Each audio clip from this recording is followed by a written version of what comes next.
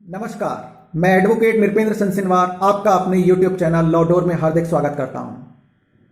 मेरी आपसे रिक्वेस्ट है कि आप मेरे इस चैनल को ज़्यादा से ज़्यादा शेयर, लाइक और सब्सक्राइब करें, जिससे कि जानकारी किसी जरूरतमंद तक भी पहुंचे और वो भी अपनी लीगल राइट्स को जान सके और कानूनी जानकारी का उपयोग कर सके। तो आगे बढ़ते हैं।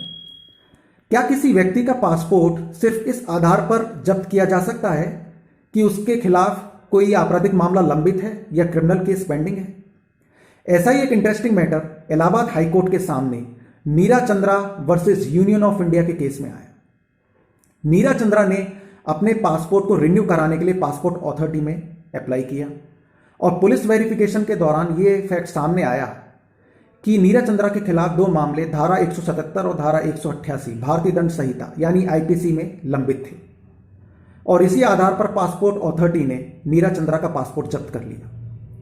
जब यह मामला ऑनरेबल इलाहाबाद हाईकोर्ट के सामने पहुंचा, तब सरकार की यह दलील थी कि उन्होंने यह कार्रवाई धारा 10 के आधार पर की है। धारा 10 यानी पासपोर्ट एक्ट के आधार पर ही की है, जो कि विभिन्न आधारों का वर्णन करती है कि किन आधारों पर पासपोर्ट को जब्त किया जा सकता है।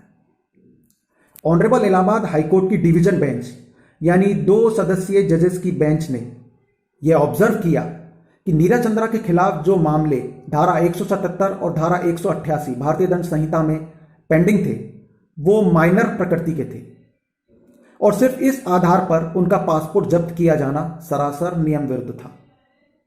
माननीय इलाहाबाद हाईकोर्ट ने माननीय सर्वोच्च न्यायालय के एक मामले Menaka Gandhi versus union of India का हवाला देते हुए भी यह कहा कि सिर्फ क्रिमिनल केस की पेंडेंसी यानी आपराधिक मामलों के लंबित होने के दौरान किसी व्यक्ति का पासपोर्ट जब्त कर लेना न्यायोचित नहीं है।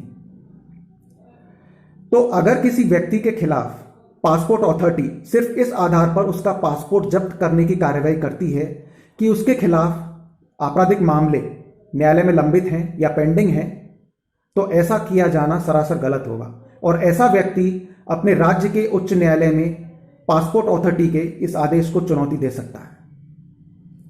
तो फ्रेंड्स, आपको ये जानकारी कैसी लगी मुझे कमेंट बॉक्स में लिखकर बताइएगा तथा साथ ही अगर आपको कोई शंका हो तो उसे भी कमेंट बॉक्स में लिखें, मैं उसका समाधान करूंगा।